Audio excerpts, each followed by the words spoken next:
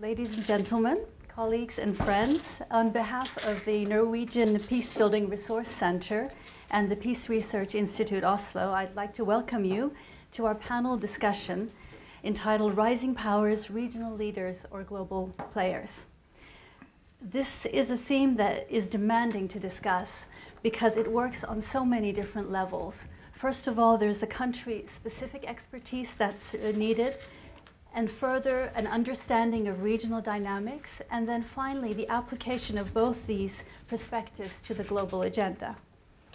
Luckily, today, we have an exceptional panel of experts whose work covers China, India, Brazil, and Turkey. So I would like to begin by introducing you. First of all, to my left here is Isabel Hilton. She is a London-based international journalist and broadcaster, and she's also currently the editor of ChinaDialogue.net. She has an MA honors in Chinese from the University of Edinburgh, has written for the Sunday Times, The Guardian, The Independent, and the BBC. And she's also been the editor-in-chief of OpenDemocracy.net. And she's a frequent commentator on China. Varun Shani, who is a professor in international politics at Jawaharlal Nehru University in New Delhi. He edits the South Asian Survey, speaks at the National Defense College. His work is on nuclear deterrence issues, regional security, emerging balances in the Asia-Pacific, emerging powers, international relations theory, and Latin American issues. So quite a wide array of themes that he takes up. And he has also served as the 10th Vice Chancellor of the University of Jammu. Next to him is Marcel Fortuna Biato, who is a Brazilian ambassador to Bolivia. He is a career diplomat, has served in London, Berlin, and the United Nations. He, between 2003 and 2010, served as assistant to the President of Brazil's Chief Foreign Policy Advisor, and frequently is a commentator on Latin American politics, Brazilian foreign policy, global governance, and international law. Another Brazilian expert today is Alcides Costa, who is a professor of political science and a former director of the Institute of International Relations at the University of Brasilia. He is a well-known commentator on Brazil's foreign policy and the author of several books and studies on this country's foreign policy. Next to him is Monica Hirst. She is a Brazilian academic based in Argentina, holds a PhD in strategic studies, and works as a professor of the Department of Economics at the University of Quilmes. I'm not sure I'm saying that right, but she also teaches at the MA program in International Studies at the Torcuato Di Tella University, and is presently a fellow of the Program on International Cooperation for Development of IPEA-Brasilia, and has published extensively on Brazilian foreign policy, Latin America-US relations, and regional security and integration issues. And last but not least, a colleague, since I also am a researcher on Turkey, a colleague of mine, Oktay Tanrısever, who is an associate professor at the Department of International Relations of the Middle East Technical University in Ankara, Turkey. He is also the chairperson of the Area Studies PhD program at the same university, and his research interests include Turkey's foreign policy and energy diplomacy, conflict resolution and peace building in the Caucasus and the Black Sea region, security in the post-Soviet space, as well as theories of international relations. So as you see, we have quite a heavyweight panel here today, and who are a panel that I think is able to cover a wide variety of issues. As for me, my name is Pinar Tank, and I'm a research director here at the Peace Research Institute. And beyond that, I'm actually also a researcher on a Regions and Powers group that we have here that brings together scholars whose interests converge on the very themes that we're interested in discussing today, namely the questions of rising powers and regionalism. So a key theme for today is how regional leadership can be a stepping stone for global engagement. So much of the discussion will focus just on how rising powers either cooperate with one another or compete. This being the case that we have a panel who has a unique expertise in each of the rising powers, we've chosen a format that is a little bit unique, and you are all guinea pigs, which when I visualize you as such, helps my nerves anyway. And I am Oprah Winfrey of international relations. The way we are trying to go about this is to see if we can get an interactive discussion here, both among our panelists who each have this unique competence, but also with you who are sitting in the audience. It's not going to be the most structured discussion, but I'm hoping that that level of unstructured informality will give rise to a kind of energy in the kinds of questions that you're going to be putting forth. So what I would like to do is, first of all, give you an idea, or remind you rather, of the focus of the discussion today. We've chosen in particular 4 themes. The first, quite a natural one given that we're talking about rising powers, which is economic power translated into global responsibility? The second theme, can regional leadership be a stepping stone for global engagement? The third, looking at a more concrete case of the Arab Spring in Iran, how is the regional leadership, this aspect of regional leadership affect the way in which these powers act on the scene when we're looking at things that have happened in the Arab Spring and in particular Iran? And can regional approaches weaken global institutions such as the UN? So these are extremely wide and general questions, and I'm going to do my best to guide the discussion, beginning with a set of questions for the panel, and then opening it up to the audience. I'm aware that there's going to be quite a lot of questions on each theme, so I have to apologize ahead of time if you don't manage to get your question presented here and now. I'm hoping this will be one of many events that we'll have on rising powers. But I would like to be able to touch on all 4 themes, so I'm trying to structure it in a way that allows us to actually address each of them. I'll try not to be too strict, but if I am, you are allowed to interact with me and let me know. I think that if it begins to go too far and you see this green, it's not red, it's green, then the paper going up, then that's just a sign for you to perhaps wrap up your thoughts, and then we can move on. But perhaps we should begin with a few words on the concept of rising powers. It's worth reminding ourselves that although these countries are often grouped together under a common heading, the commonality in their approach to global issues varies considerably. Where there is a common basis of comparison, it's in the challenge that their rise presents to established powers. And quite often it's the term BRICS, referring to Brazil, Russia, India, and China and South Africa, that is used as a term interchangeably, in fact, with rising powers. But it's a label that we've moved away from because we feel that it's too limited for the discussion that we're going to have today on the concept of rising powers, which encompasses, as you see, a much broader range of countries than just those included in the BRICS.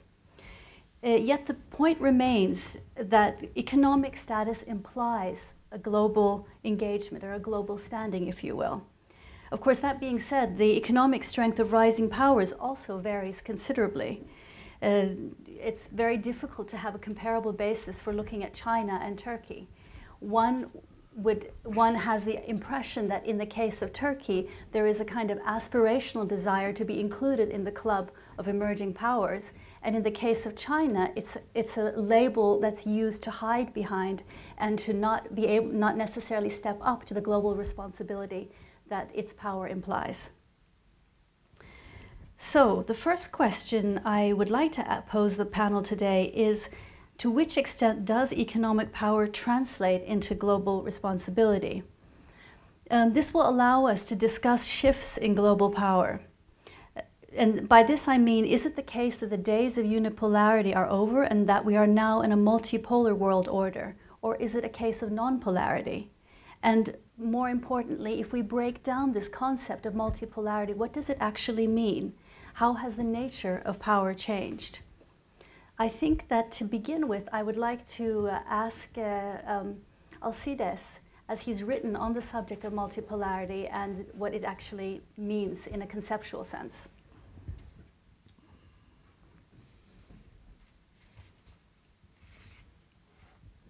Good afternoon. Thank you very much for the kind invitation. It's a pleasure to to be here, and since time is short, let's jump straight into the issue. Multipolarity. What does multipolarity mean in an interdependent world? I think that, well, multipolarity is a traditional concept related to the distribution, to the pattern of power. So it's a concept traditionally ingrained in the literature, to international politics, to international strategics. It has to do with power concentration. And we all agree, it's a common sense from, at least from the early 70s, that we're living in an increasingly interdependent world. And how does interdependence affect polarity and multipolarity and the meaning of multipolarity and the nature of power?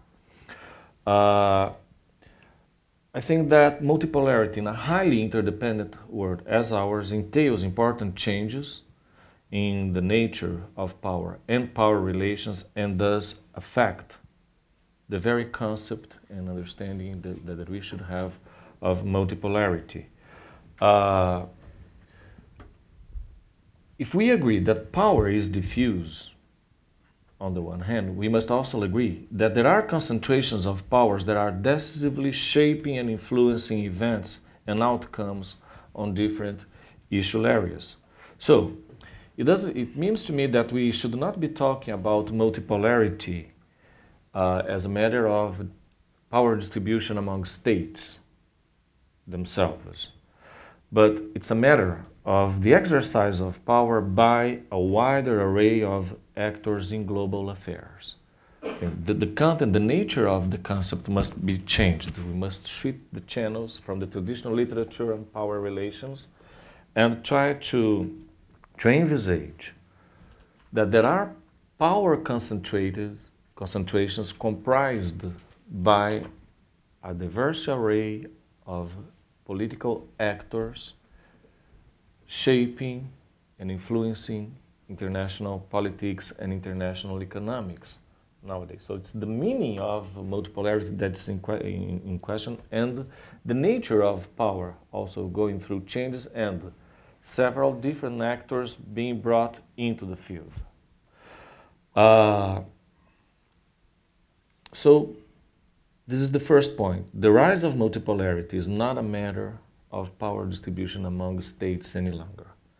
And this also implies the need to reduce risks, to reduce vulnerabilities in a framework, in a context of deep interdependence, reinforces the roles and the political capabilities that states might need to develop, and their ability to work together with non-state actors. And that what's leading to a different pattern, not only of political exercise, of political relations, but also to a different structure, to a different power structure in global affairs. One in which the regional protagonism is a dimension of. And this opens also the way for the protagonism of regions in a multipolar world. I'm doing this very highly conceptual approach because I think it's necessary to address the core of issues that have been presented, that have been brought to the table. Multipolarity has also been associated to patterns of stability in global affairs. To part of the literature, multipolarity is associated to a more stable, actable order, to soft and hard balancing of power as sources of stability. However, historical experience also suggests that multipolarity entails conflict and instability. And this is an intriguing feature of contemporary international politics in the sense that, at the present, rising multipolarity, in the sense that I tried to describe before, coincides with a very significant decrease of interstate conflicts, on the one hand. But there are forces working in the sense of also triggering interstate conflicts in association to the control and access to natural resources, to the control of sensitive and strategic areas rendered as vital for the flow of goods, forces operating the quest for energy and food security. So, under this multipolar and interdependent framework, conflictivity, a new pattern of conflict is also rising. And this leads me to the last point. Okay. I'm already using it. The places of states and the regions, to add as part of the issues that have been said. It's not the case of arguing whether or not states keep on being the central actors. It's not the place, not the issue. But we may agree that states rely increasingly more on the interaction with non-state actors for the accomplishment of their nationally defined interests, to the accomplishment of their national objectives, for the successful pursuit of national, regional, and global policies. So state initiatives become and keep on being a basic requirement for the construction of global governance and for the construction of political and economic regionalism. However, most regions have failed in developing a political identity and to develop policy instruments that enable them to perform actively as actors in the world economy and in the world affairs. They are important, yes? Could I just cut you off there, because I think we'll go into regions a little bit more in the second part of our discussion. Okay. So if you just hold that thought, and I've already had two requests to intervene on the comments that you brought forth on the multipolarity. Okay, so let me just wrap up by saying that what I mean is regionalism has emerged as an important, regions are important referents in international politics and international economics, but they have not become actors as such. And that explains why some important key countries in their own regions have also resorted to other instruments such as international coalitions of like-minded countries, of emerging countries, to find more room to act in this global arena that you mentioned. That's the point I wanted to. I think you framed the conversation very nicely conceptually for the next few issues as well. And I'd like to now go over to Varun, if that's okay, because I think you were the one who first, and then Monica after him. Yeah, I mean, I'll jump straight to it. I mean, I think there are three different types of changes, and I think one of the problems is that if we aren't careful, we may conflate these. And the three different types of changes taking place simultaneously in international politics. One of them really is about new problems and new issue areas that haven't existed in the past. So, you know, how one begins to deal with them, even think about them, let alone sort of formulate policy about them, you know, becomes, I think, in some ways a very different core type of challenge. There are a second set of changes, however, which is old problems, old issues, but new ways of approaching them, new ways of doing them, you know, doing things, tackling them. And I think, you know, out here we begin to start thinking about, you know, such things perhaps as multilateralism. You know, we start thinking about, you know, non-state actors getting into the picture as players, and so on and so forth. And then there's a third set of changes, which I think are really about, you know, old problems, old ways of doing things, but new actors. And I think, you know, we need to keep that in mind, you know, which is really just a function of changing power differentials. You know, as power differentials change, the game remains the same. It's sovereign territorial politics in some form or the other. But the players are now different. The actors are now different, and I think in some ways we've got to, if we try to making sense of this changing global order, understand that there are three types of changes, and they're taking place simultaneously. That's one point I wanted to make.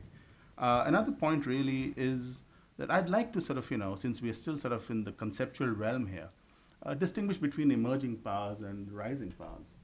And a lot of my writings, I sort of, say, and this drives some of my Chinese sort of, friends up the wall, but I say China is rising, India is emerging. Try to explain that. And I think it's more than sort of, a semantic difference. Rise implies, a systemic role today. A rising power is one that is already a significant systemic player. And what that power does or does not do is going to have a direct policy impact today. An emerging power, on the other hand, is a state that is a middle power that has signaled its capability and its willingness to maneuver its way into systemic roles. There you would place India, like Turkey? I would place India, I would place Brazil. I have a huge query on Turkey, which is why I'm delighted that Turkey is a part of this conversation. I would certainly say that there are other states we need to be sort of looking at quite carefully, like South Africa, Nigeria perhaps, Indonesia.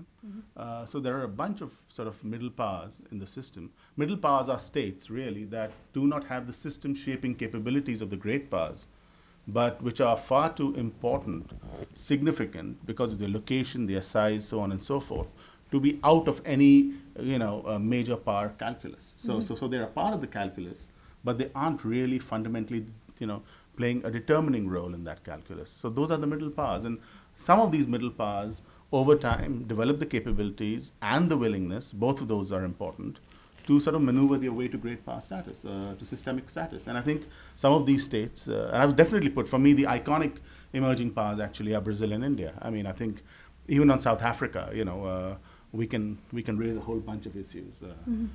So that's the second sort of, I think, a rather important, for me at least, important point. And then, of course, I mean, I think also, the difference between multipolarity and multilateralism, which I'm just going to signal here because I've already sort of, in a way, when I've talked about three types of changes, suggested that, that really, when we're talking about multipolarity, we're talking really about configurations of power in the international system. And we're therefore in the realm of the third type of change I suggested.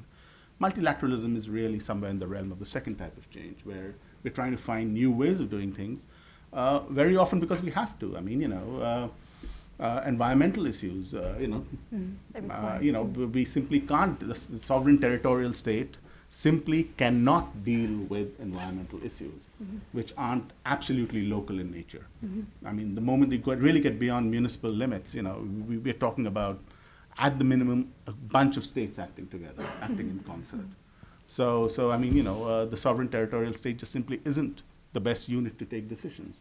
And I think that's where a whole bunch of multilateralism and, a different way of doing things, in other words, comes into the picture. But that can exist, I think, quite easily with sovereign territorial politics. I mean, that's the point. So you'll have sovereign territorial states, in effect, themselves deciding that there are some issue areas, but they just simply have to work together, work in concert. I think that's all I'll say at this point. I'll probably jump in on the regions a little later. But you brought up an interesting point on the need for both capacities and willpower for a country to be considered a rising power. How does China fit into this? Because you named China particularly as a rising power, not an emerging power, if I've understood you correctly.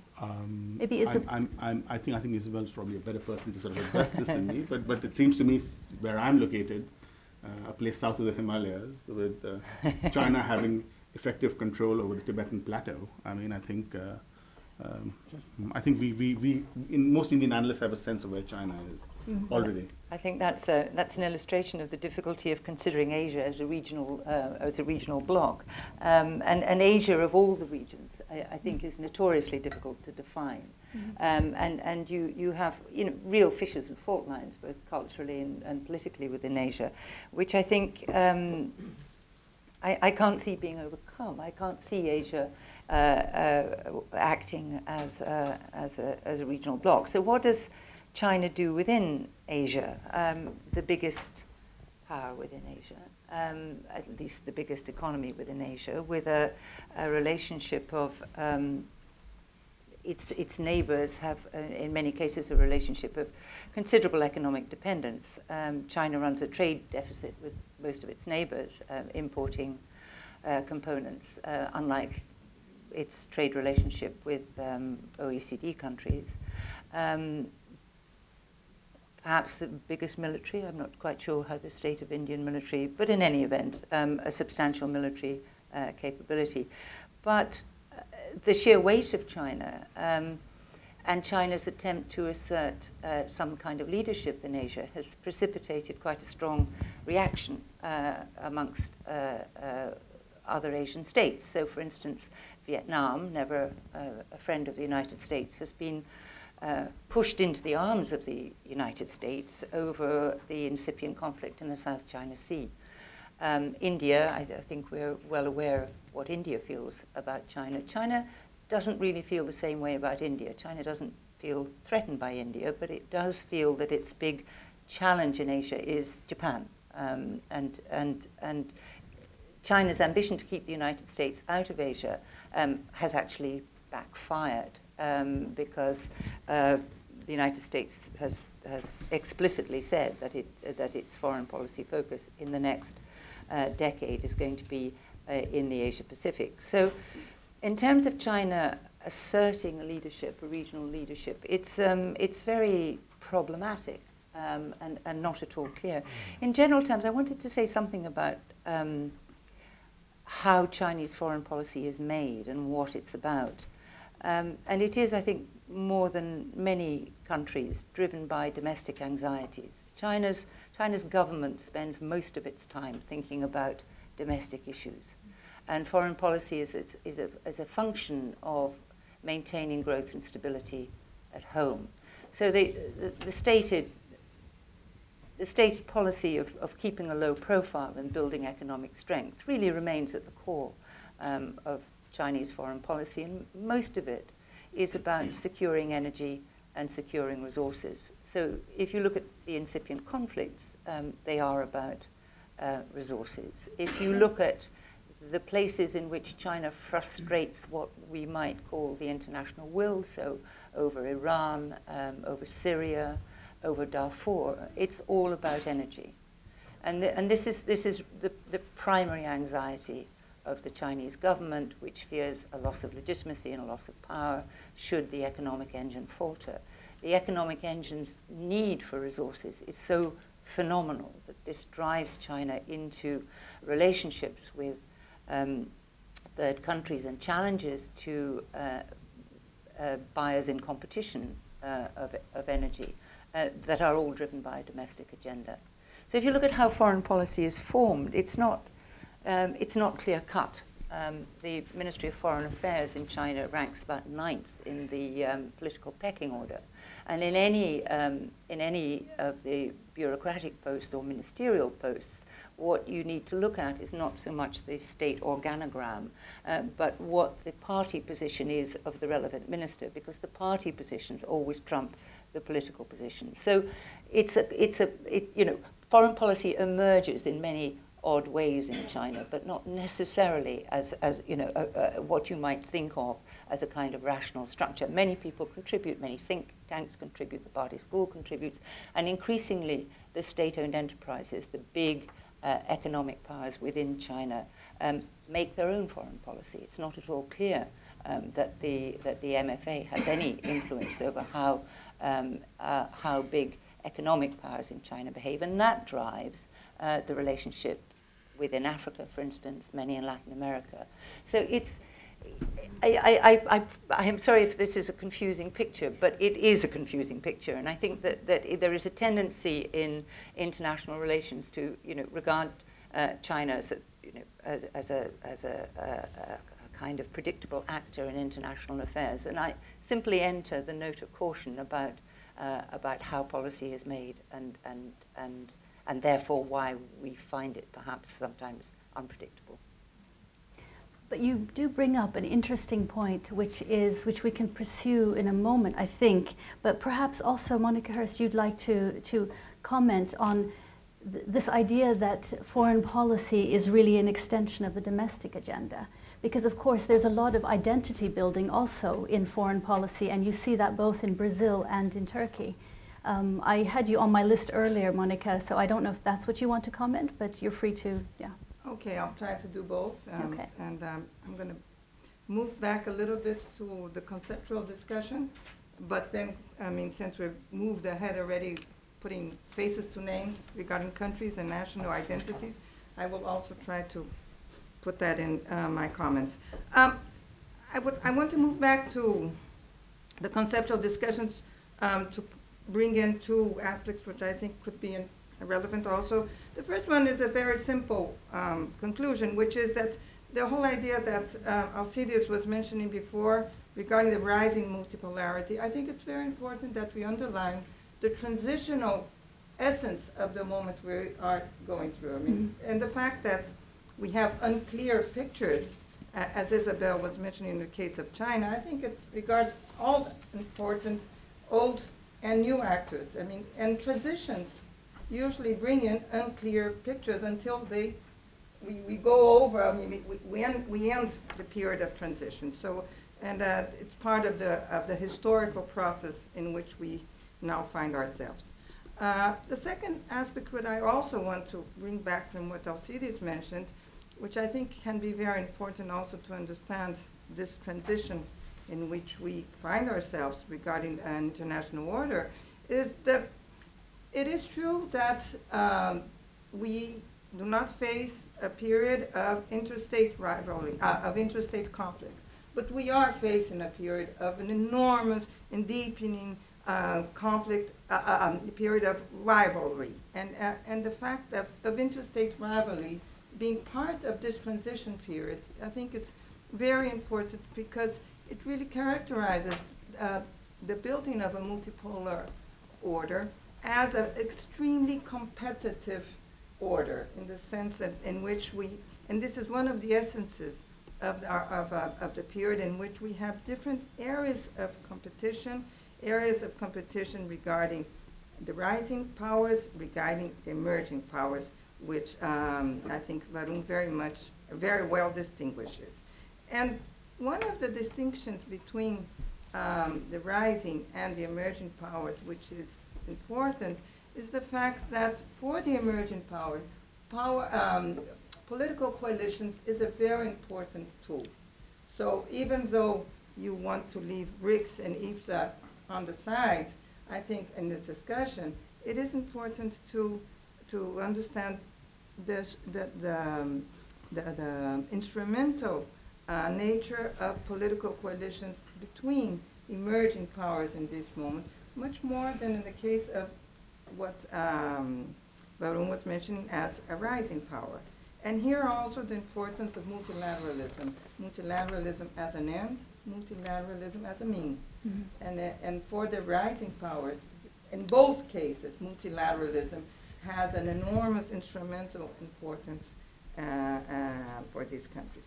And the last aspect which I would like to mention has to do with the fact that for emerging powers, soft power attributes have become extremely important regarding not only the possibility of having a more important say in regional and in global governance arenas, but also as a possibility of building up like-mindedness among emerging powers, even though there is a very strong competitive edge also in their relationships.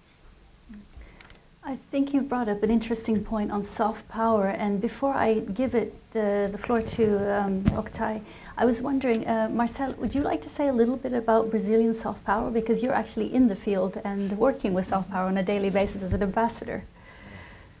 Well, thank you, and good afternoon to all.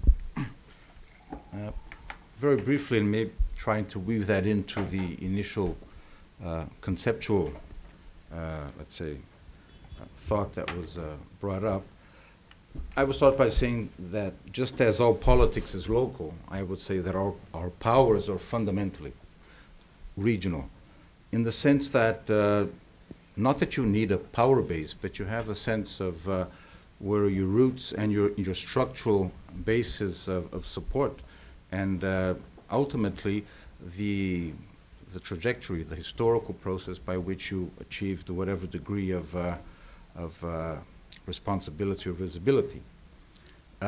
I think that's certainly the case in the case of Brazil that you asked me to refer to more specifically. I think it brings out the fact that certainly, as you asked about the importance of economics, that is critical. Obviously, you have to have the fundamental material resources on which to base any kind of projection. But also coming back, as you said, to the issue of soft power, and maybe bringing in something about systematic versus, let's say, emerging attributes. The question, I think, ultimately has to do with the fact that I believe globalization is increasingly a regionalized process. Globalization as a general concept means interdependence. I don't think it necessarily tells you that much about how the global order is going to be structured. Balance of power, are we going to have 3 or 4 major powers or just one power? Regionalization or globalized regionalization, I think, suggests that, well, soft power, if that's the right word, the ability to use your local circumstance as a means to project internationally. And that's what foreign affairs is about. It's about translating your vision of how your society is organized into a vision of not only its role overseas, but its own, let's say, almost in some ways missionary vision of how the world could be ordered.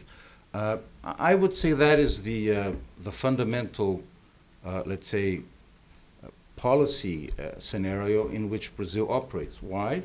Brazil has always seen itself as a universal country for historical, ethnic,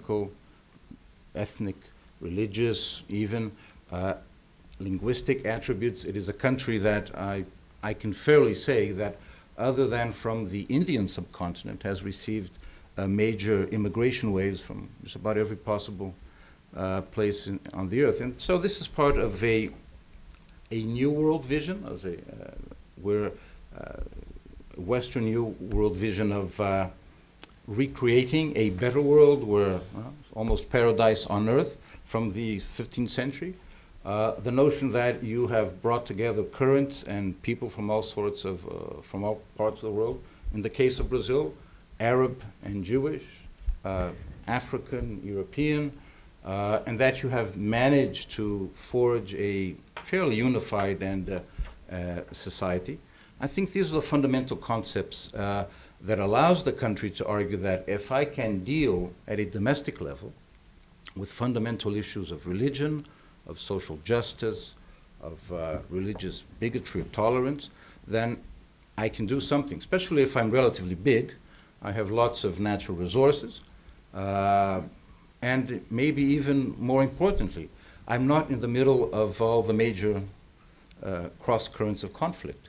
I can afford to project myself as a soft power, and I can argue that I don't threaten anyone. Rather, I have maybe some of the answers to some of the world's burning questions. So in a very obviously simplistic and almost propagandistic way, I think this sort of reflects some of the fundamental, let's say, undercurrents that leads the country to believe that it has a major role to play.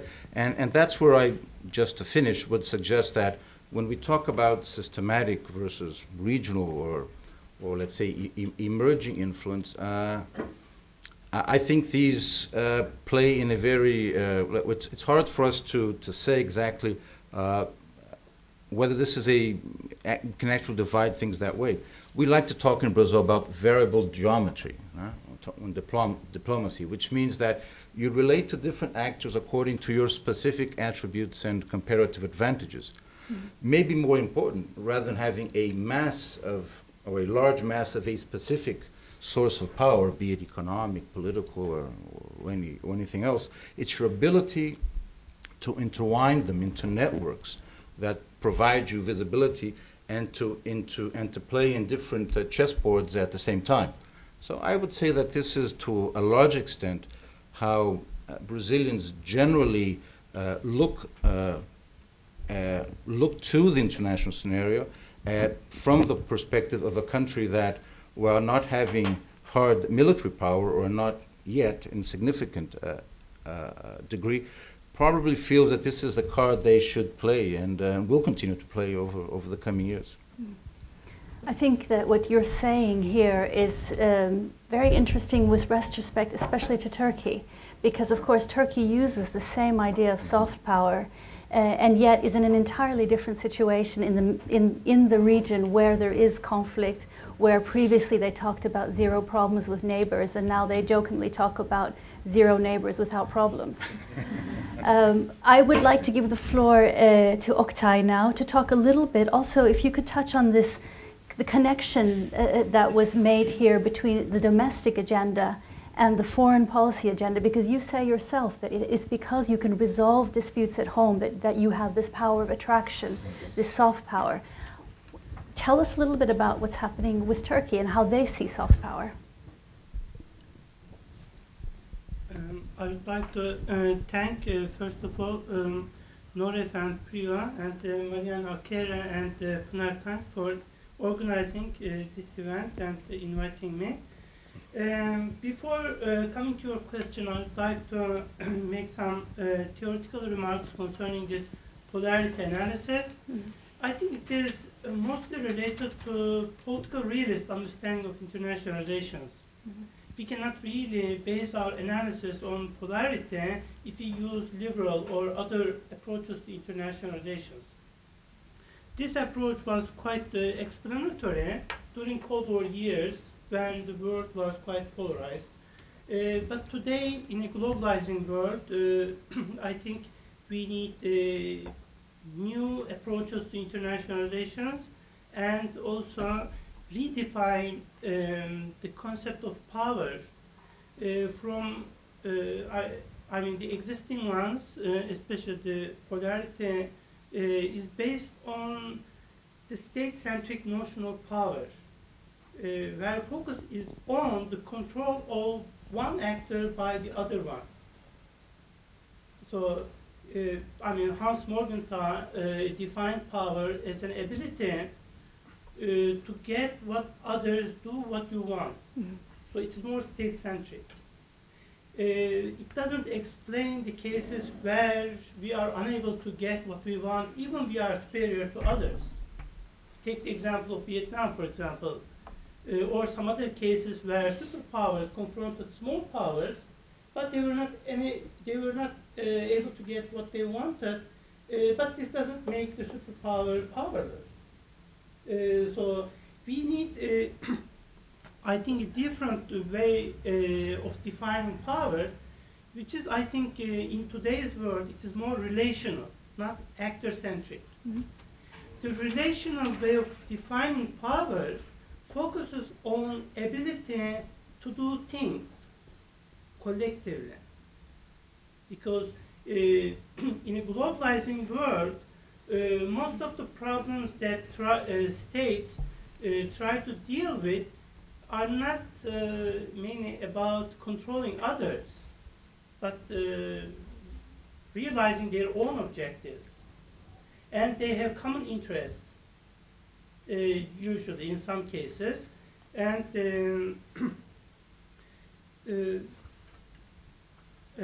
that's why I think more collective understanding of power, more cooperative understanding of power is needed to explain the changes in today's world and also challenges that states face. Concerning this soft power issue, hard power and soft power, I think the soft power concept is quite useful. I mean, I agree with Joseph Nye's definition or concern with soft power. Most of the states today are interested in realizing their objectives by using the soft power rather than hard power. Room for using hard power is extremely limited, and the military power has become quite dysfunctional for domestic and international contexts. In these contexts, but soft power is quite effective because it is, as Joseph Nye said, it is about being attractive to others. So if your policies are also in the interest of other actors, there is room for cooperation. Countries could find the common ground and pursue their interests collectively. But he changed this concept, as you know, now it is smart power. Yes. Yeah. Because being soft and hard, that distinction doesn't really explain the nature of power, which is more relational. We cannot say that we operate on the basis of culture only, but we also need some physical elements of power. Power combines both elements, and I may discuss this issue maybe in the second round when we discuss economics, which is more physical, more related to more material aspect of power. Concerning your question that soft powers, why these emerging powers tend to use soft power, and in Turkey's case, Turkey has become model in the Arab world. Maybe we discuss that topic again later. This is also related to this changing nature of power. Turkey, I think, has become more open to the world. I mean, internally and externally, and it is in the process of reintegrating with the globalizing world. And this resulted in the successful reforms in its domestic politics and the resolution of some of the long-lasting conflicts and the democratization inside the country. And this increased Turkey's image, and it affected Turkey's image positively abroad.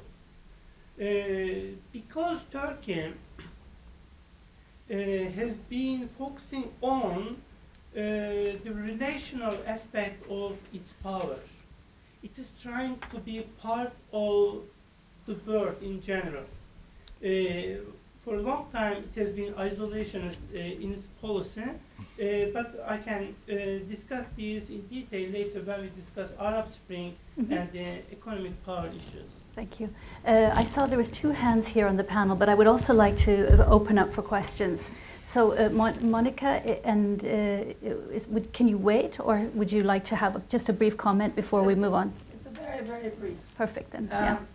Because I think that it's important. I mean, just to mention that the question of soft power attributes, and I think it's one thing, and that's, I guess that Nye was thinking more of the U.S. Experience in itself, and the fact that you use soft power to make yourself attractive when you are overusing your hard power attributes and not making yourself attractive in world politics. So, and the other thing is to overstretch soft power attributes as your entrance fee in world politics, which is the case of rising powers. And I think it's a different approach to the soft power attributes in world politics on one side. The second point, I think that the relational dimension is a very important corollary of the soft power attributes. And in fact, the Brazilian-Turkey Accord for Iran and the attempt to use this accord at the time to bring in a more comprehensive and a more multilateral dimension to working with Iran, bringing in Iran, and not working on Iran just with hard power methods as sanctions and coerciveness in general. So I think that's... Yeah. I think we will go and we will discuss Iran after we've had a chance at some questions of the first conceptual, but I'd like to give Isabel just 2 words, and Varun, can you wait till later? It's probably slightly longer than that. It's about soft power. You can have more than 2 words. Can I have more than 2 words? Soft power and the Chinese perception. I mean, soft power is a massive state project in China, and has been, I mean, particularly got a boost since 2008, which, as you recall, was Olympic year. And that year began with an uprising in Tibet, and eventually spread across the Qinghai Tibet Plateau. So in the year in which the Chinese leadership was to demonstrate to its people that it was loved around the world and the sacred torch of the Olympics was going to be welcomed by the masses everywhere, it began extraordinarily badly with an image of Chinese suppressing Tibetan people. The Chinese felt very strongly that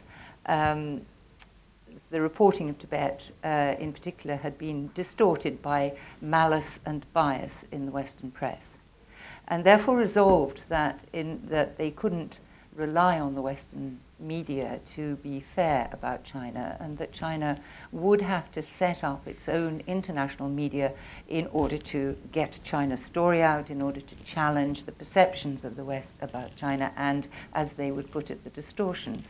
So an enormous state investment was put into setting up television in English and many other languages, publishing newspapers in English and many other languages. But it comes back to what was said about Brazilian soft power. The degree to which you can resolve your domestic issues and make yourself attractive is a very important determinant of soft power. So what's the Chinese problem? It's that it operates at home a highly authoritarian and controlled information system of newspaper censorship, of internet censorship, and of a very strong state-directed official national narrative, which does not translate onto the international stage without challenge.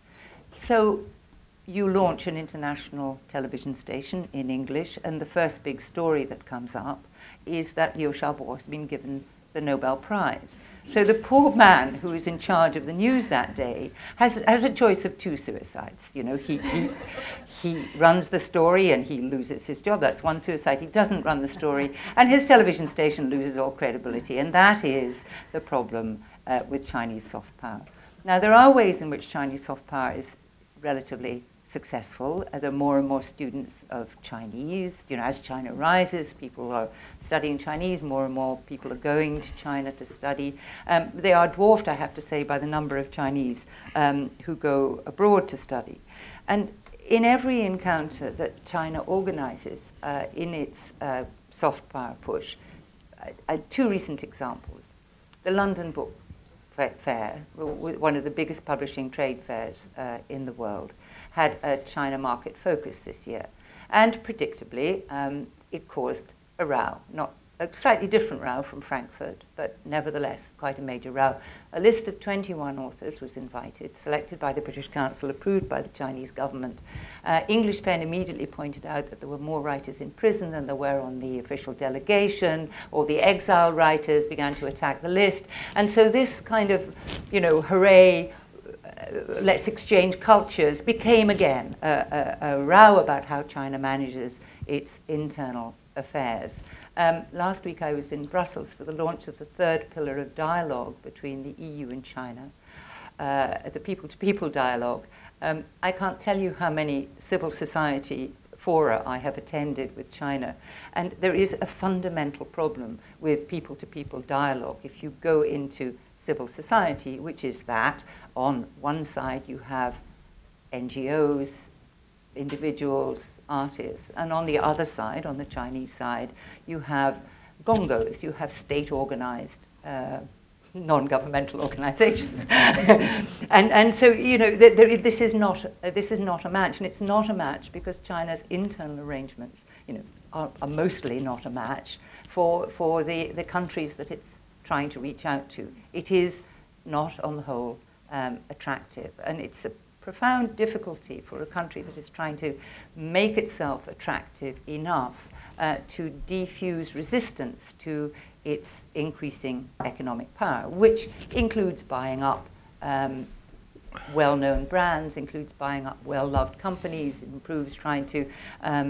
import higher and higher technologies. All of these depend, acceptance of these, depend on China's presentation of itself in a successful soft power enterprise as a non-threatening power. And we'll see how it plays out, but so far it's been a very limited success. Thank you very much.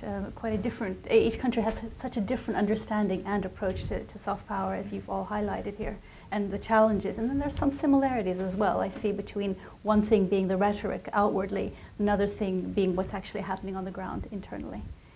I would like to open the floor, and I realize that we've now gone about 50 minutes into our time, and we've sort of touched on the two first questions rather than just the first. And the conversation between you I thought was so interesting, I didn't want to sort of break it down. So I'll give the floor to questions, and please be brief, say who you are, and if you're not brief, the green card really does go up. And I see Bertrand is there with the microphone. Let's see, I'll just start from the front row here. Yes, please, Bertrand. Oh, is it both? Yes, for you, please, yeah. Thank you. I just want to say thank you to all of you for a very interesting. Could you just introduce yourself? Your name? Oh, my name is Gisela Bezerra. I am a researcher at FAFO, Institute for Applied International Studies. And thank you, all of you, for a very, very interesting, at least for me, debate.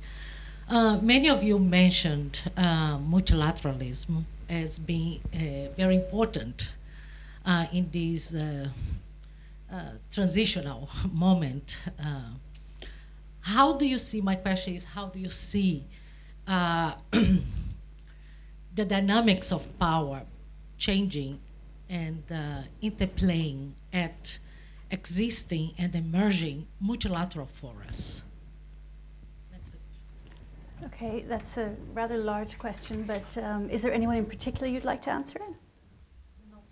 Okay, all right, well then we will get that one to be up for grabs. Shall we just take that question now, since it's such a large question? How do you see the dynamics of power changing, if I understand, in multilateral fora?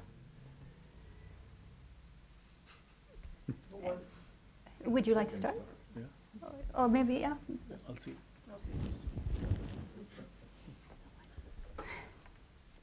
Well, I think that multilateralism associated to intergovernmental spaces, intergovernmental fora, has been the best expression of some intense of power shifts being translated into political outcomes. But I think that that does not suffice to, it's not enough to convey an assessment of the actual political capabilities of rising and emerging powers. I think that somehow multilateralism enhances, if we want to put it to the limit, it exaggerates the real political capabilities of some emerging countries. Because there are rules, there are decisional procedures, there is a favorable environment for bargaining. Okay, this is soft power being exercised. And the ability to translate that into results we may regard as power itself, or power being displayed effectively. I'm okay with that. But if we relate that to the attributes of individual nations and to the power resources that they may display at the end of the day to really deal effectively on the core issues of international politics, we'll see that there is a huge gap. Multilateralism has always been a very important source of to narrow asymmetries in international affairs. And it's important in this sense. But I just want to draw your attention to how huge the disparities have become in the sense not of GDP, economic influence, military influence, but inability of working together with different actors in framing sources and centers of influences in global politics.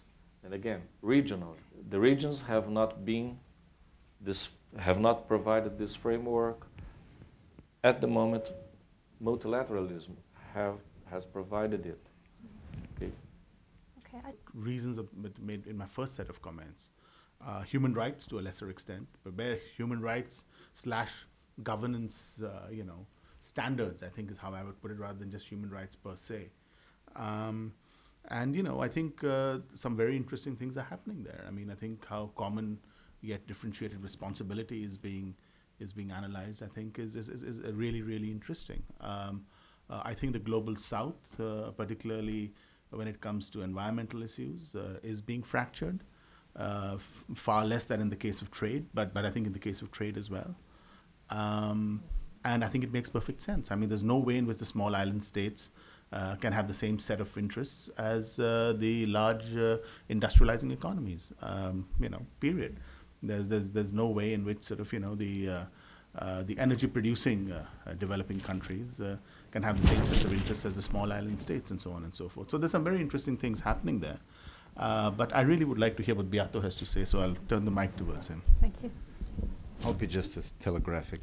No, just to maybe bring nuance and a little bit of confusion into the debate by suggesting that I think multilateralism as we know it is basically a construct of the early 20th century, certainly pinnacle in 1945, and fundamentally construct of the then hegemonic power. So multilateralism, as we know it, is basically the outward expression of a worldview of one country and how it organized itself, at least with certain immediate allies. And it's not more and it's not less than that. I think what we see today is basically the progressive deconstruction of this whole set of scenarios. Very briefly, I think I don't like this kind of language too much, but hegemony basically means the ability to impose yourself. We go into some of the debate we had earlier about power. What is power? Hard power, soft power, how making yourself agreeable or tolerable. I think it's the question of providing the so-called global commons. And I think what we see is insofar as this construct no longer, for different reasons, is no longer able to provide some of these commons in terms of global security, obviously imposed to a degree. Economic stability also imposed to a degree. The diseconomies become more obvious. The contradictions of a democratic power that sort of bullies itself around in many ways.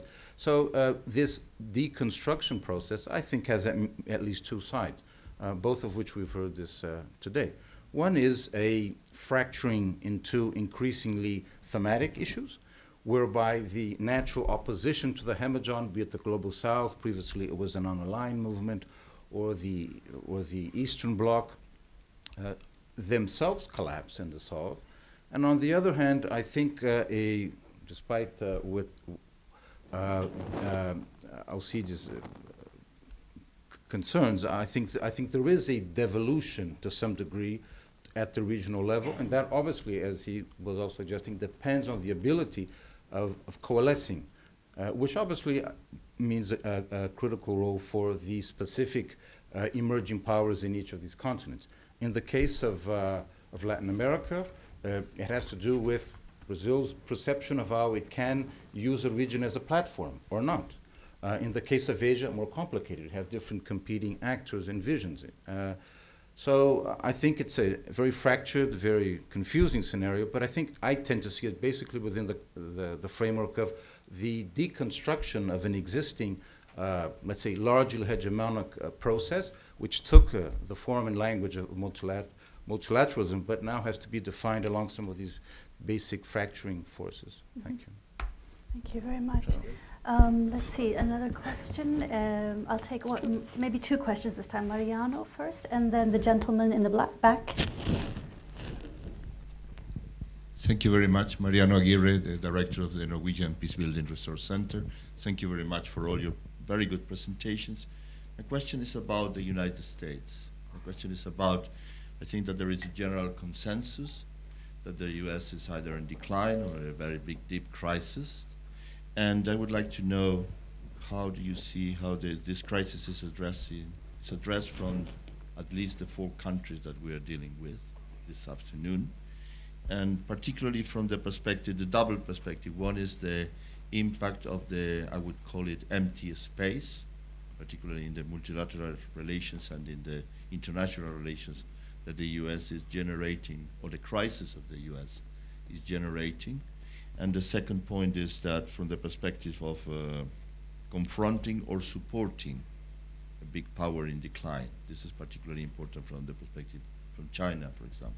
Is China interested in the US will really go deeper in the decline, or is it interesting for China to support the US? Thank you very much. Thank you. If I can also have one more question, perhaps from the gentleman in the back there, with the glasses there.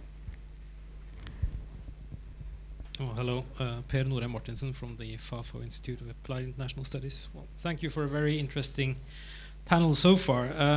I think, actually, I remember especially Sani's 3 processes of change, which I thought was very well put, actually. But I think still that your last kind of change trajectory, old problems, old solution, but new actors, really tend to sort of explain quite a lot still. And I think this particularly goes to our understanding of China. We tend to think about China as being so special, right? And of course, with power comes assertiveness. And of course, China obviously wants to be feared. But then again, it also wants to be liked, which means that it still operates within the UN system. It wants to change the global financial economic system, but it does very little to do so, actually. And I think also your remark about its energy dependency, energy security. I just remember an old professor when asked about whether or not oil was the reason for the Iraq war. He just said, well, all wars are about resources, so what does it really explain? So this is a kind of specific questions about China. Do we need a China theory? Or is not just China an emerging power like everyone else in history? Which leads me to the more general question, which is basically, do we need an emerging power theory? Or is this not just normal state of affairs? And I would actually add, are the emerging powers so different that one theory can't possibly encompass all of them? And I think that's really what you're also pointing to. Should we start? Would you mind, Isabel, if we started with the last question, since it was so pointedly addressed to you? It was pointedly addressed to me, but since I'm the one person on the panel who's not an international relations specialist, I think you might find this is free too. This is one. Do we need a China theory? Well, the question of whether China thinks we need a China theory, put it that way. China certainly has a doctrine of exceptionalism. And it says, you know, true and untrue is any other doctrine of exceptionalism. So to that extent, I think, yeah, given China's self-perception, I think to a certain extent, yes, we do need a China theory. Whether one China theory encompasses, you know, the many contradictions of China is another issue. So what does energy hunger explain? Well, I mean, it explains a fair bit when you're, you know, 1/5 of the world's population. I mean, a lot of what is singular about China is, you know, as General de Gaulle put it so perceptively, China's a very big country and a lot of people live there. And it is, you know, just the scale and the speed of China's rise, you know, turns the banal into, you know, the inescapable. So I think we shouldn't, you know, dismiss China's resource hunger and its internal contradictions, because, you know, then you actually miss the main point. In terms of the decline of the United States, well, you know, China has a kind of, I guess, ambivalent feeling about this. I mean, the power against which China constantly measures itself is, of course, the United States, which is not necessarily to say that it wishes to emulate the United States. I don't think that there is a plan for the projection of lethal force in China beyond a couple of local problems. And I think that would be a very long way off. It's not true that China has never been an expansionist power. I mean, it's doubled in size since the 17th century. But, you know, it's a land-based empire, and I would doubt that we will see China fight in other than any local conflict for a very long time. But it is interested in frustrating United States power.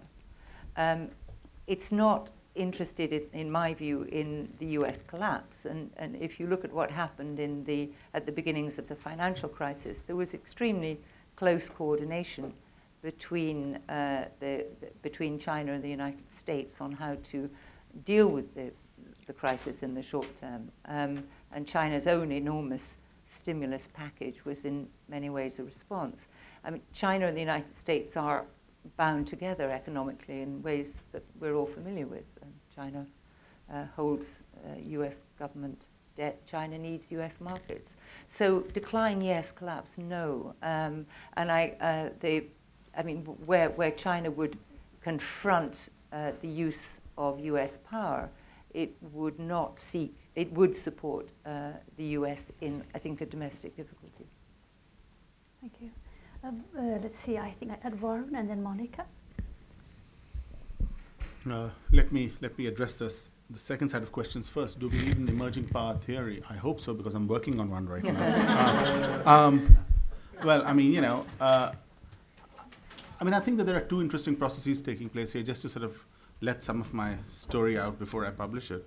I think there are two processes on. One is a process of, really, taking inspiration from Roman Catholic liturgy. It's a process of transubstantiation in some way.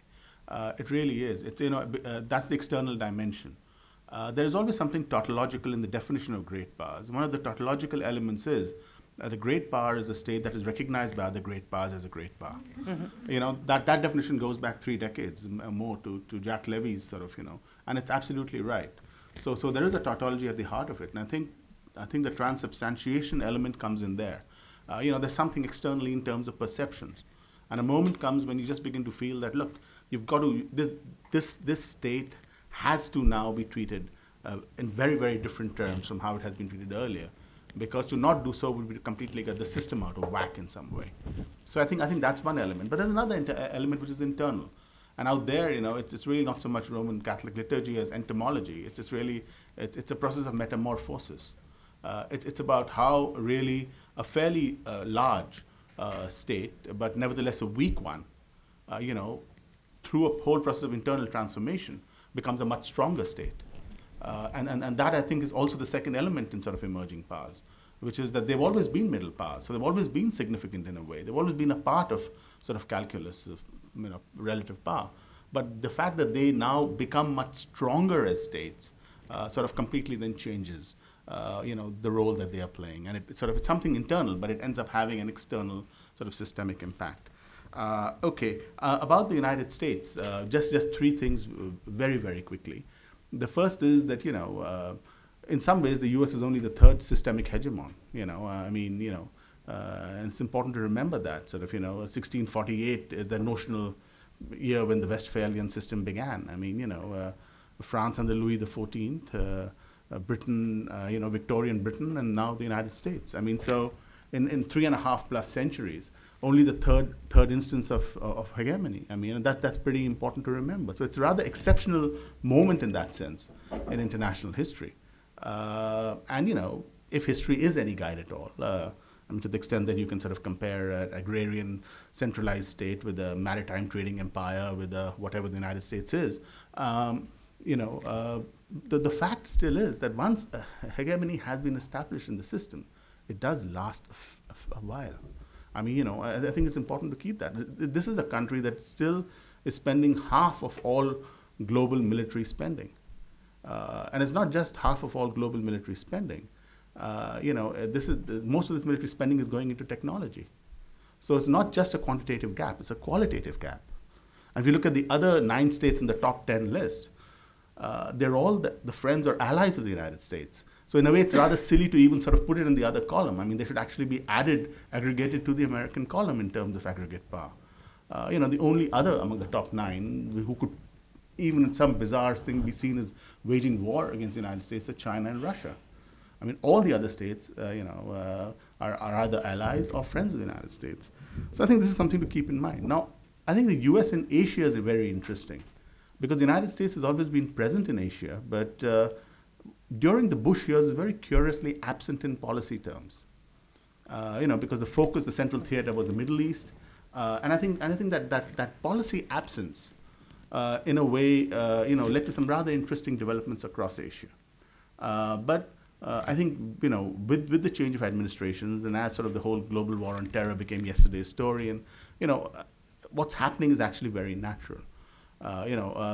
What's going to happen now is that the cockpit of world affairs, the central theater, and, the place where sort of the global sort of center of gravity is, are all now going to become that same region, which is the Asia Pacific. And that's the process that's now taking place. And I think the United States is going to be a fundamental part of that process. I mean, any notion that you're going to have the United States out of the Asia Pacific is absurd, because you can't talk about the landmass called Asia without considering the oceans around it. The moment you get the Pacific into the picture, the United States is the quintessential Pacific power.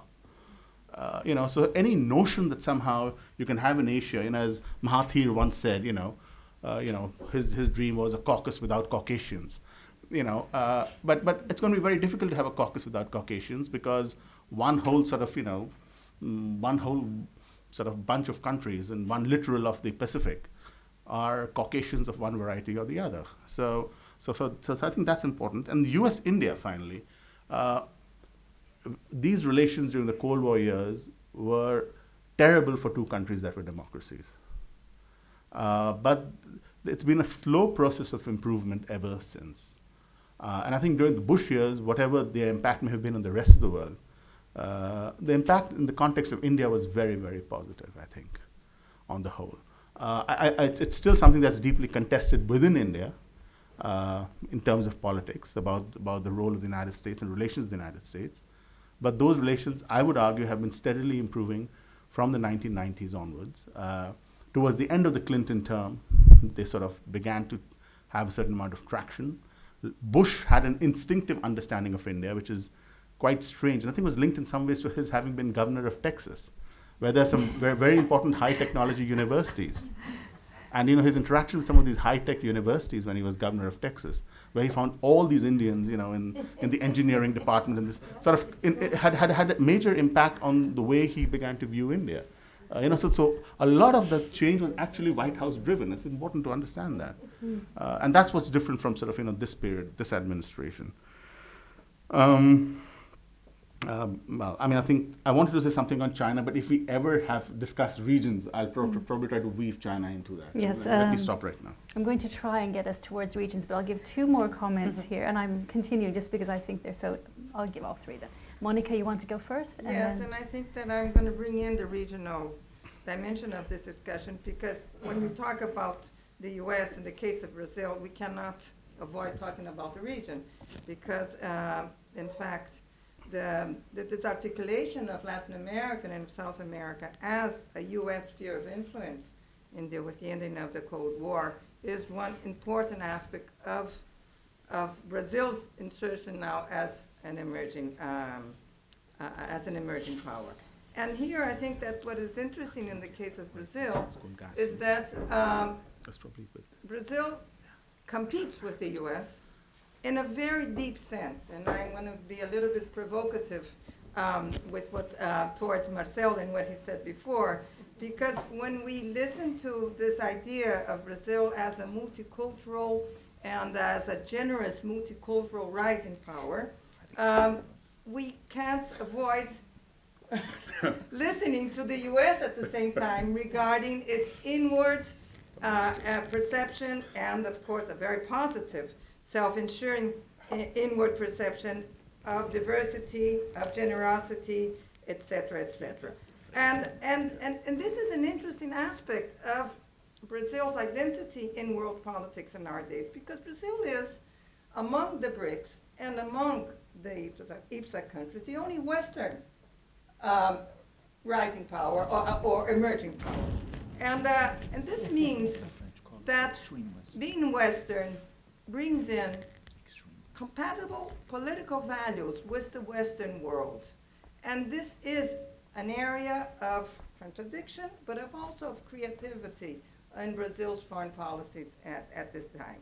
And definitely Brazil is one of the rising countries, or one of the emerging countries, I'm sorry, to buildup, and I think there's a lot to exchange with what Varun is doing now.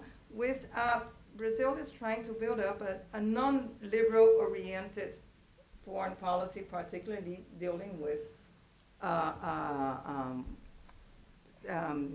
security and political issues, and the approach towards the Arab Spring has been a very good example. And if we go over the different positions of Brazil together with India and South Africa last year at the UN Security Council, when they addressed their Arab Spring issues and crisis, it was very clear that there is a different perception and a different non-liberal peace perception regarding how to deal with these major crises and situations.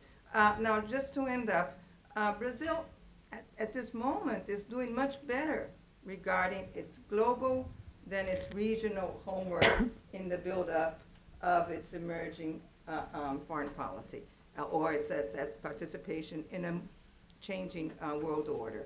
And this has to do, and going back to the US, with a non-resolved aspect of its foreign policy, which is the loss of centrality of the US in Brazil's foreign policy nowadays. There's no doubt about that, but not the build-up of a new option of relationship. And of course, the US has its part of responsibility in the sense that the US has also had an enormous difficulty to understand emerging powers in general and the process of Brazil's change in world order in particular. Thank you. Alcides, would you like to? Okay. Last bit to that regarding Brazil. Keep the focus on Brazil. Let me turn on The universal country.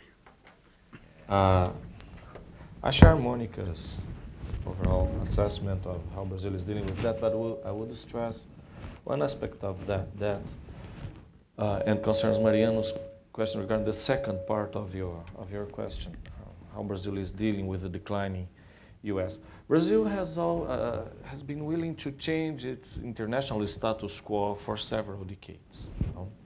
And now, of course, the decline of the U.S. provides a window of opportunity to enhance, to take advantage of it and to enhance its own relative positions in the region and, as far as possible, in global affairs.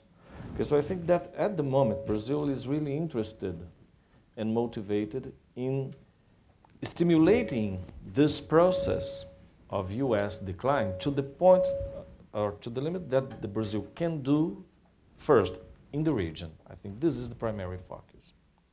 Because when we're taking different stances from the U.S. in global affairs, okay, we're also bringing about the sort of reactions that we have had in the past months. Mm-hmm. Okay, the response. Now, in the region, the U.S. seems to be less willing to engage because somehow the U.S. needs Brazil to play a role, a positive role in the region. So that's the dimension in which we can see that Brazil has been more daring in forging regional institutions, selecting even portraying a regional organization without the US and Canada. This can happen, it's quite possible under this logic, within the region, not in global affairs. When you try to deal with Iran, along with Turkey, when you try to get engaged in Middle Eastern affairs, then the constraints are really much stronger than to act more actively within the region. Okay, I'll give a final word because we're beginning to touch on some of the issues that I'd like to move on towards, but a final word to Oktay.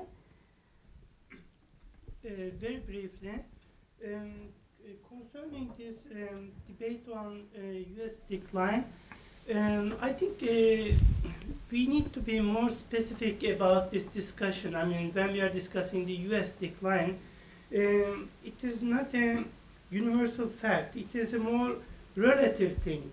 I mean, United States, U.S. power might be seen as in decline if we compare it with U.S. power in 1950s. But when we discuss U.S. power globally and comparatively, it is not in decline. Comparatively speaking, United States is a leading power today, and technologically, culturally, economically, and militarily, and it will remain so in the foreseeable future. What is striking about the United States and its relations with these emerging powers is that is the difference between the policies of George W. Bush and Barack Obama. George W. Bush interpreted this U.S. power in a more unilateralist way and assumed global leadership alone. But it had its own economic costs and some other difficulties because of the burden sharing problem and its impact on U.S. economy. So it is in the interest of United States to work with others in a multilateral way. So Turkey, just like other emerging powers, have been quite positive about cooperating with United States in a more multilateralist framework because this gives some room or some role to play to these emerging powers in that wider context. I think Turkish-American relations have been developing very positively, especially after U.S. adoption of multilateralism. So I can expand on that when I discuss Arab Spring issue. Thank you very much. I would actually like to move on, if the audience doesn't object. I'd like to talk a little bit about the Arab Spring and the position of emerging and rising powers on the Arab Spring, and whether the regional leadership, particularly I suppose in the case of Turkey, is that stepping stone for a global engagement, and also what has happened after what we've seen happen in Syria. We actually had an event on emerging powers a year ago where a few of you were present. And what was interesting then was it was right after the UN mandate was given to intervene in Libya. And the Libyan military intervention has been portrayed as a great success. But of course, the cost of that intervention has been in Syria. And so I'd like you to sort of think a little bit along questions around the responsibility to protect. How do these emerging powers regard the responsibility to protect? What kind of a challenge is this for established powers? Just expand a little bit. And is it the case that all emerging powers have engaged with the Arab Spring? I mean, does India have a policy on the Arab Spring? I'd just like to open the floor and let you begin discussing that. Would you like to start? Yeah, I think the Arab Spring really creates fundamental problems for India, because I think India is a democracy, but democracy promotion has not been something that India has ever been particularly enthusiastic about. And I think it's based on a certain understanding of sort of, I mean, democracy in India is seen as being the best way to deal with India's domestic reality. But there has been, I think, always a fair amount of caution about whether that would be the best arrangement everywhere. Now, you could ask why that is the case. I mean, there are several reasons for it. And one of the reasons is that the Cold War made India the only major democracy on the other side of the divide. Even though India was non-aligned for a very long time, towards the end it did have a sort of a real security relationship with the Soviet Union. During the Cold War years and even after, the important point is that threats to India were never seen as threats to democracy. They were seen as threats to India. And this is true. The 1962 border war against China is, I think, the most important of them. But that's true even today. I mean, if you look at the liturgical role that is made of all the, the 9/11 and post 9/11 terrorist outrages. You'll have sort of 9/11 listed out there in London and Madrid and Bali, but nobody ever talks about Mumbai. So there's a real Indian sense, that India simply has never been a part of that security community of democracies. And, so democracy for India, therefore, has always had a very deep internal meaning, a meaning that, in fact, in sociological terms, gets deeper with every passing week. But it's never really translated, I think, into sort of foreign policy. Another reason is that India's immediate neighborhood has always really been largely undemocratic for most of India's existence as an independent country. And so India didn't quite have that luxury, of sort of playing the democracy card, because you have to deal with your neighbors. And you have to deal with whichever government, whichever regime is in power. It wouldn't have helped Indian policy very much to say that we'll deal with Pakistan once the military leaves and the Democrats arrive, or say that about Nepal or any other country. So you deal with the government that's in power in whichever country. So that's sort of been the Indian. And there was another point here also, which was, had India played the democracy card in its neighbors, it would have weakened the democracy forces in these countries, because they would then have been seen as being largely Indian agents, as pro-Indian forces. So I think there was this sense of reticence, even in terms of sort of the domestic dynamics of these countries. So I think the Indian position has always been that sort of democracy promotion really is ultimately, the arrowhead of Western policy, to serve other interests. And on the whole, India has sort of been therefore quite reticent about this. This, however, does create problems. I mean, for a country that, which has now sort of been saying for quite a while, is one of the major planks of its policy in terms of,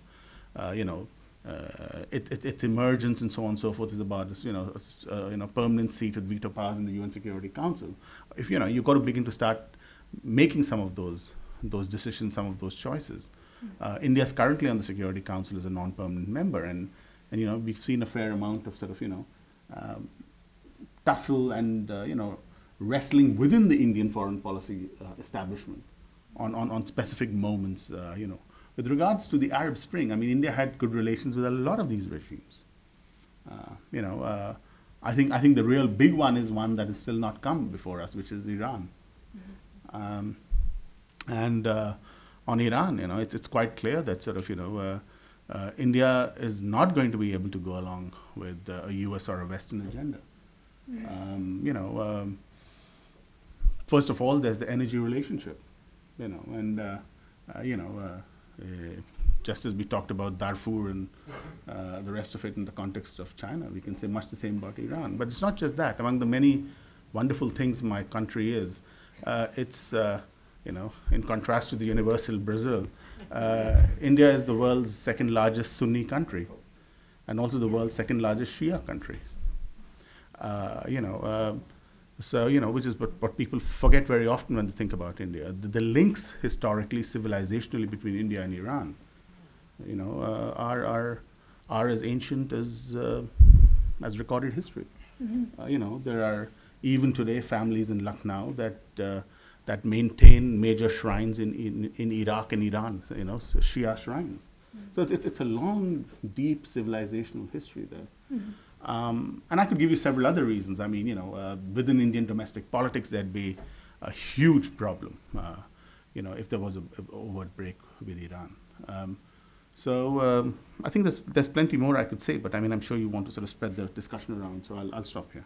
Well, I think it's very interesting what you're bringing, because I think a lot of us aren't aware of exactly these factors that you're talking about, the history of relations between India and Iran, because you have a tendency to see it as much more tangential.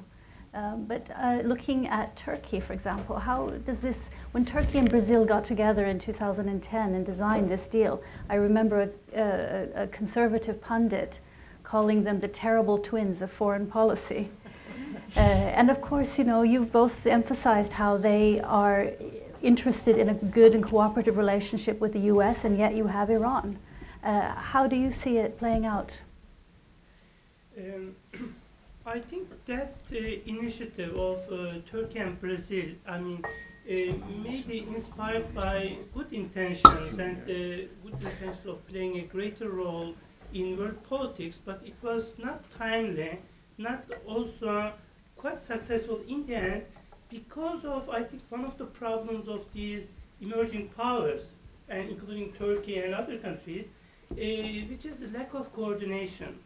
I mean, the whole point about these emerging powers is the idea of multilateralism and being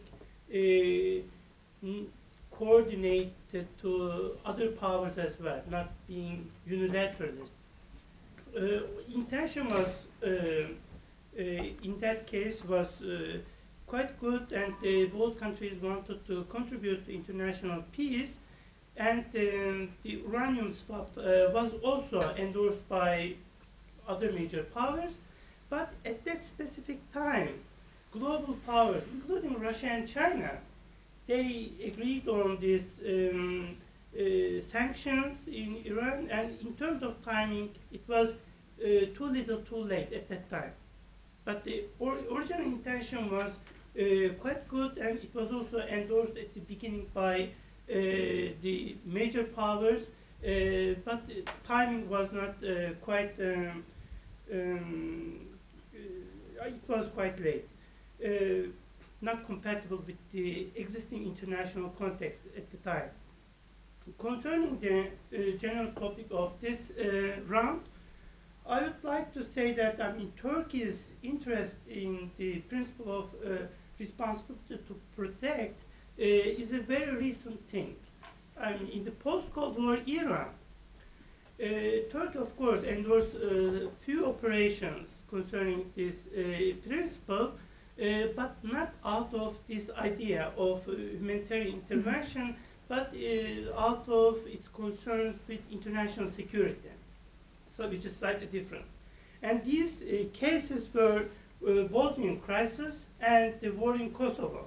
I mean, Turkey actively participated in these initiatives, saying that, I mean, somebody should prevent Milosevic from committing these crimes against humanity and undermining security in Europe. But it is quite recent thing in Turkey that Ankara has been interested in these humanitarian principles of protecting these people from the oppressions of the or from oppressive practices of these regimes.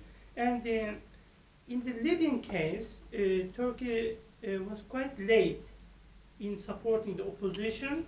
It maintained its original position. This is the reason why Turkey's policy was not endorsed internationally by international community in the first phase. In the second phase, Turkey aligned itself with the rest of international community. This was a typical case of lack of coordination for an emerging power. But in the Syrian case, maybe by taking lessons from the Libyan case, Turkey acted decisively and supported the principle to protect, and it is still supporting this principle, but it remains to be seen because of the unarmed plan. Turkish position seems to be marginalized, and the other powers and with their own initiatives have been redefining the Syrian crisis, but Turkey, for the first time, advocated the principle successfully, and this also reflected Turkey's overall approach to the Middle East and the Arab Spring. Let me make a few remarks about the Middle East in general and Turkey's policy there, very briefly. The Iranian problem, I think, Iranian policies lie at the center of the crisis in Middle East. Turkey, together with other countries, is interested in containing Iranian radicalism in the region, first by supporting Arab Spring.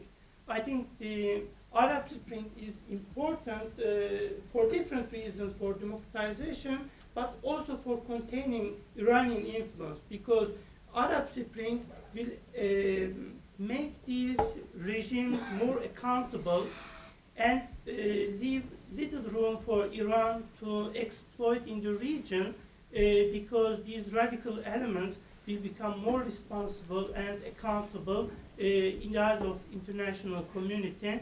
This is, I think, positive element of this is one of the positive elements of Arab Spring. The other thing is that how to deal with Iranian challenge.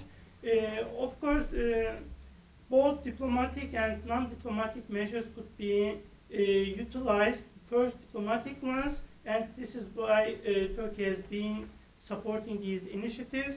But Turkey also cooperates with the international community concerning, for example, NATO's missile defense initiative. If these diplomatic initiatives don't produce the results, expected results, then Iran should be or need to be contained in the end. So, thank you. Thank you. Monica, did you want to add something? Yeah, three comments. The first one, I don't want to bring in a new discussion. I mean, we already have enough on the table. But the question of the timing, I wouldn't totally agree, because, I mean, this whole idea of timing, it's never clear who sets the hour. And how, I mean, what timing are we talking about in the sense of the build-up of, in this case, a joint accord and a diplomatic initiative vis-a-vis the escalation of sanctions and the application of sanctions, and of course of tension regarding the Iran situation. And here I think that it's there's a dimension of this accord and of the Turkish Brazilian initiative which is important, which is the precedents, the fact that, I mean, and if we're talking about a transitional period in world politics, we're talking about the building up of new options, new alternatives in diplomatic practices and initiatives. And at least that's my reading of this accord, and the fact that even though it was not effective regarding the results, it was effective bringing up a precedent which is now on the table. Mm-hmm. I would make a comparison regarding the discussion of the expansion of the Social Security Council in the UN. I mean, even though this has not gone forward regarding its effectiveness, but the fact that you have these issues on the table changes metabolism of world politics. And I think that this is one of the contributions of emerging powers at this moment, and then it is definitely the case of Brazil's foreign policy. Now, Brazil's concern vis-a-vis Iran does not have the historic background that the Indian concerns have, but it does have a historic background of itself regarding the non-proliferation regime, mm-hmm. and regarding the flaws of the non-proliferation regime. And the Indian experience is a very clear example of these flaws in the sense of the buildup of its own nuclear program, even though all the pressure that was done at the time was in a way replaced by an accord between India and the US. And this is what is behind, I think, the political explanation of why Brazil is concerned regarding at least an alternative approach vis-a-vis the Iranian nuclear program, and the idea that there's not only one way to go, mm-hmm. and that there is not only one result that can come out from a Pacific-ended nuclear program, which is the perception which dominates Brazilian foreign policy at the moment. The second point, which I want to mention, has to do with the R2P and Brazil's perception of R2P and Brazil's insistence upon now the idea that more important than R2P is that interventions are carried forward with responsibility. So it's another way of putting in the question of responsibilities and putting in the question of responsibility when intervention takes place.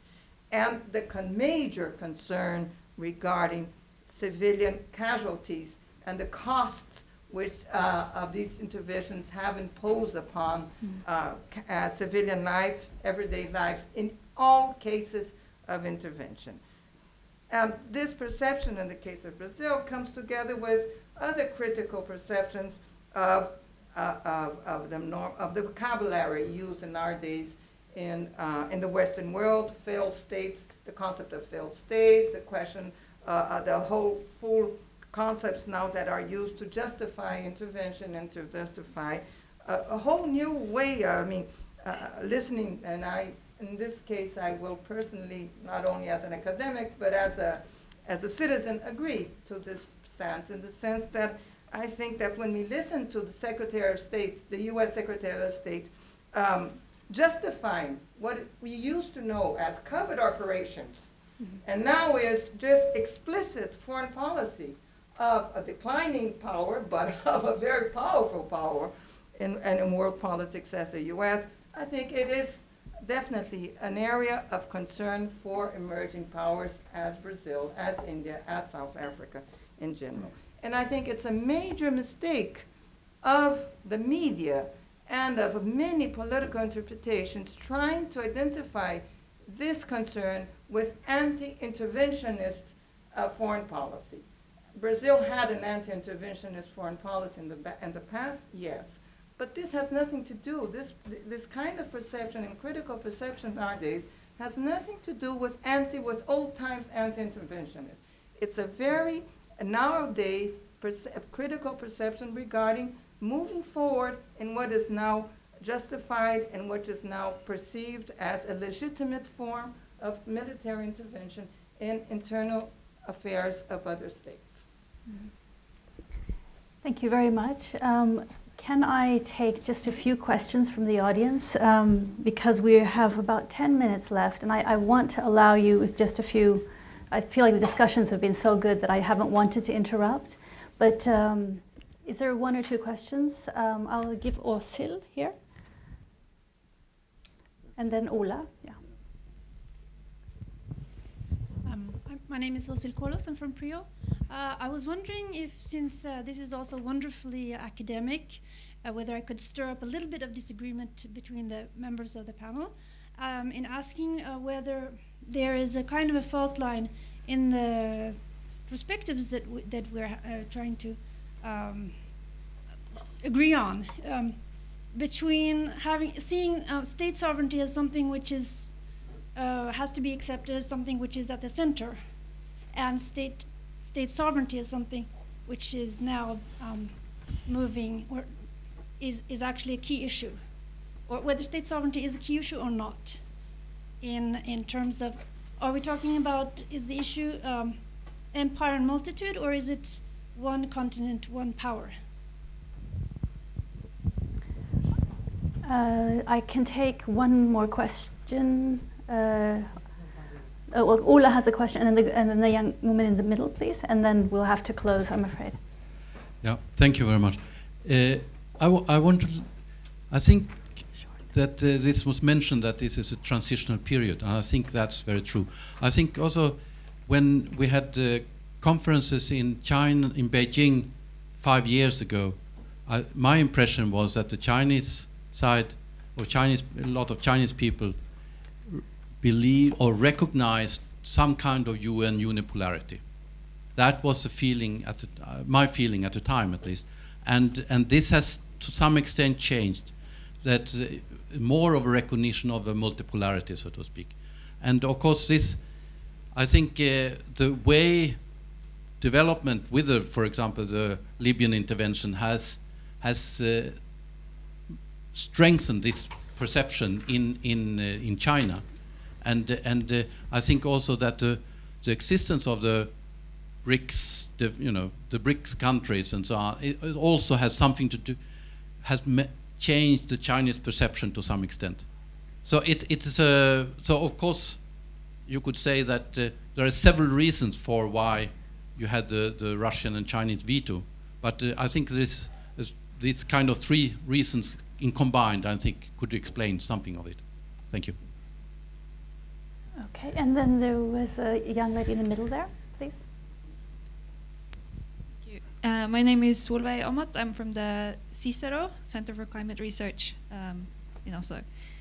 I have a question regarding environment, and I was wondering the basic alliance that formed during the COP negotiations. Would you think that this is just a one-issue cooperation where the China, India, Brazil, and South Africa see that they have a common interest on this one issue, and maybe also China, India, and South Africa are hoping to get an impasse on the new hydrocarbon resources of Brazil? Or do you think that this basic cooperation can also spill over to other areas, for instance, the security area within the UN, and that China will also see a less self-centered realist view, and will be more interested in more subtle cooperation and forming a more united power bloc among these countries? Thank you. Okay, if we can start with maybe the last question on the environment and the kind of functionalist argument that if you have cooperation on the climate, can it then spill over into other areas such as security? Is there anyone who'd like to have a go at that? Yeah. Okay. I think it is important how we define environment. If we define environment as something from a more technical point of view, then it is very unlikely to have spillover effect. But if we see environment as a relational thing, which is an indivisible part of any action, then cooperation in environment would lead to greater cooperation. We need to, I think, be clear about our understanding of environment. It shouldn't be understood in a technical and a marginal issue, more central issue. It is at the center of economic activity, political activity, even military activity. If we see that thing from that global point of view, then definitely it will improve our global awareness of environment and lead to greater cooperation in many fields. Thank you. Alcides, would you like to add to that? So I'm not that optimistic in the sense that convergences having been reached in one issue area, in one particular regime, spilling over into other issue areas in other regimes. This has to do first with the nature of these of the regimes themselves. Those who are more close, who are closer to more negotiated regimes, okay, you would find this possibility more plausible. It's more plausible. But those hegemonic regimes, such non-proliferation, exports control, trade regimes, in some particular areas of the trade negotiations, you'd find it hard to observe the sort of spillover you are suggesting. Thank you. Okay, multilateral, and this touches upon one of the basic characteristics of multilateralism in the contemporary times. That means it's very fragmented.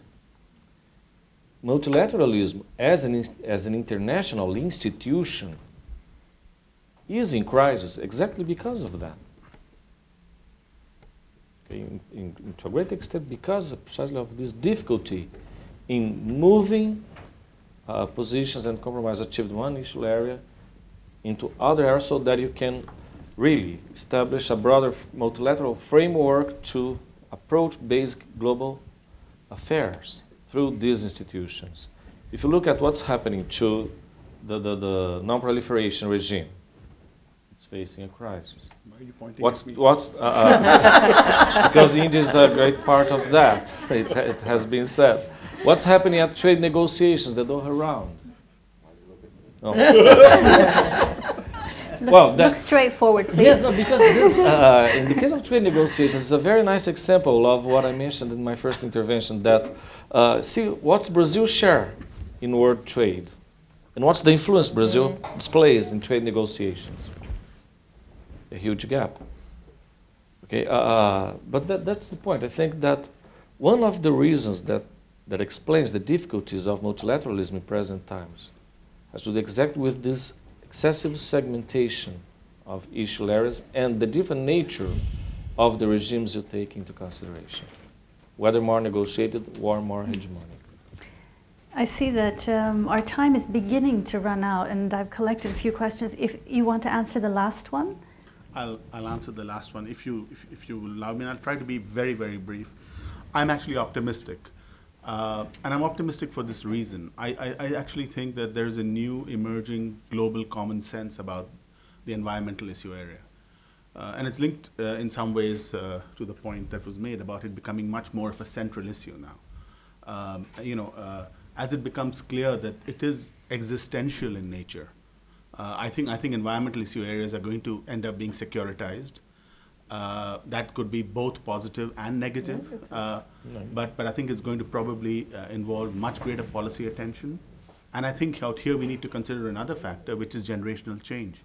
I think that as a different generation reaches positions of power, authority, and influence, I think the centrality of the environmental issue area is going to only increase. And so I have a feeling that because of that reason, it's going to become much more of a hard security issue.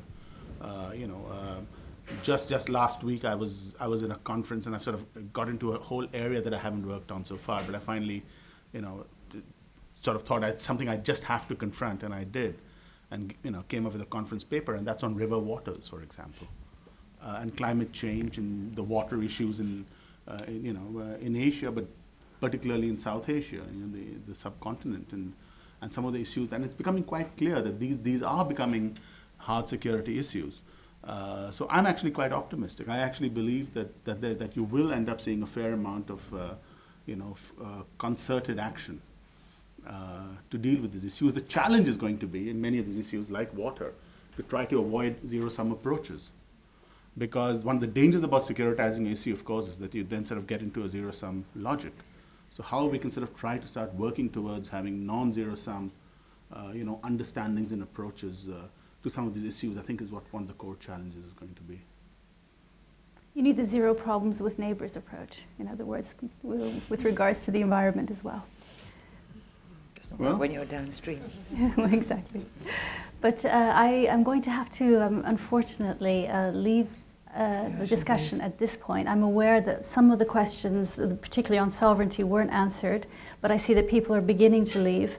The good thing about this is that, usually when you write, they say you should stop where you could continue next time. We're now stopping at an unanswered question, so hopefully next time when you're back, we'll be able to have some more of these discussions. Thank you very much, the channel. You've really enriched our understanding today. Thank you very much to the audience.